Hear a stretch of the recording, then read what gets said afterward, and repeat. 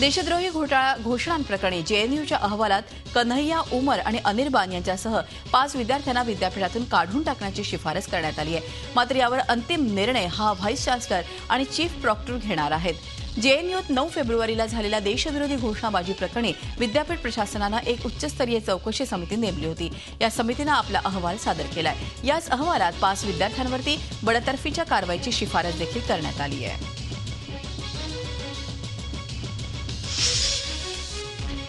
गृह मंत्रालयानं इश्रत प्रकरणातील गहाळ झालेला फायलींचा तपास करण्यास सुरुवात केली आहे। दुसरं ॲफिडेव्हिट बनवणाऱ्या अधिकाऱ्याचाही यावेळी चौकशी करण्यात येणार आहे। यूपीएच्या कार्यकाळात या केस प्रकरणातील बऱ्याच महत्त्वपूर्ण बाबी गहाळ झाल्याचं सांगण्यात येत आहे। पुढच्या आठवड्यात बँकेची कामं ढकलणार असला तर पुन्हा एकदा विचार करा, कारण पुढच्या आठवड्यात सलग 4 दिवस बँकांचे व्यवहार ठप्प होणार आहेत। पुढच्या आठवड्यात गुरुवारपासून रविवारपर्यंत थेट 4 दिवस सलग सुट्टी आल्यानं बँक व्यवहार ठप्प राहणार आहेत। गुरुवारी धुलीवंदन, शुक्रवारी गुड फ्रायडे, चौथा शनिवार आणि मग रविवार आल्यानं 4ही दिवस बँका बंद असणार आहेत। बँकांनी दिलेल्या मोठ्या कर्जांबाबत रिझर्व्ह बँकेच्या गव्हर्नर रघुराम राजन यांनी मत मांडलंय। बँकांनी दिलेली मोठी थकीत कर्ज माफ करणं अवघड आहे। ठरवून कर्ज बुडवणारे आणि कर्ज फेडता न येणारे यांना एकाच नजरेतून पाहता येणार नाही, असं मत त्यांनी मांडलं। नवी दिल्लीत आयोजित रामनाथ गोयंका व्याख्यानात ते बोलत होते। राहुल गांधींच्या ब्रिटिश नागरिकत्वाचा वाद आता पुन्हा एकदा ऐरणीवर आलाय। संसदेच्या एथिक्स कमिटीनं या प्रकरणी राहुल गांधींना नोटीस पाठवली आहे। माजी खासदार आणि भाजपचे नेते सुब्रमण्यम स्वामी यांनी राहुल गांधींच्या नागरिकत्वावर प्रश्नचिन्ह उपस्थित केलं होतं। लालकृष्ण अडवाणीच्या अध्यक्षतेखाली असणाऱ्या समितीकडून राहुल गांधींना मुद्दाम टार्गेट केलं जात असल्याचा काँग्रेसचा आरोप आहे। गेल्या वर्षी नोव्हेंबर महिन्यात सुब्रमण्यम स्वामी यांनी पंतप्रधान नरेंद्र मोदींना पत्र लिहून सर्वात आधी हा प्रश्न उपस्थित केला होता। आर्थिक संपन्न जनतेनं आपला आरक्षणाचा हक्क सोडावा असं राष्ट्रीय स्वयंसेवक संघाचं मत आहे। राजस्थानातल्या नागौरमध्ये पार पडलेल्या संघाच्या प्रतिनिधी सभेत आरक्षणाच्या विषयावरती चर्चा झाली।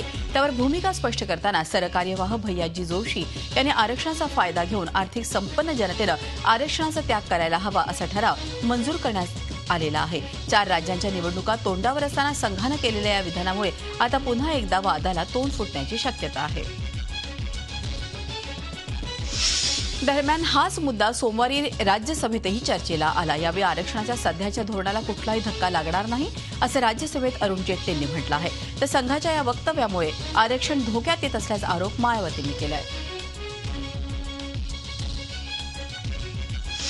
गोव्याच्या पालिका निवडणुकीत सपाटून मार खाल्ल्यानंतर गोवा भाजपनं आता कार्यकर्त्यांना घर घर चलो चा आदेश दिला आहे। त्यानुसार भाजप कार्यकर्ते घरोघरी जाऊन या जनसंपर्क अभियानासाठी मतदारांना भेटून सरकारच्या कामाची माहिती देत आहेत।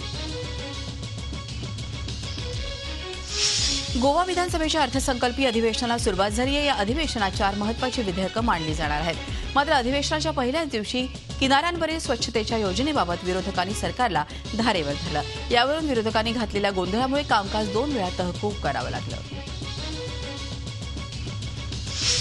रासायनिक खतं वापरली तर खबरदार, आपल्याला सक्त मजुरी आणि भलामोठा दंडही होऊ शकतो असा कायदा करणारं देशातलं पहिलं राज्य ठरलंय सिक्कीम। देशात सर्वप्रथम ऑर्गॅनिक स्टेट बनण्याचा मान या राज्याला मिळाला आहे।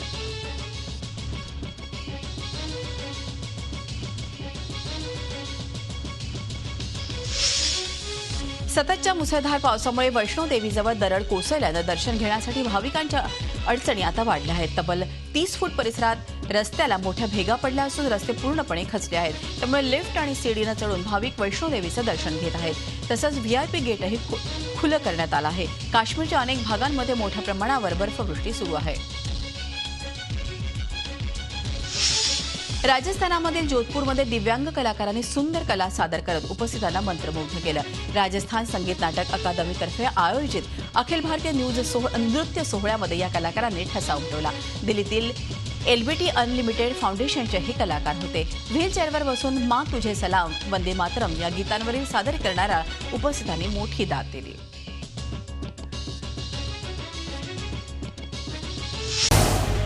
झी 24 तास रहा एक पाऊल पुढे।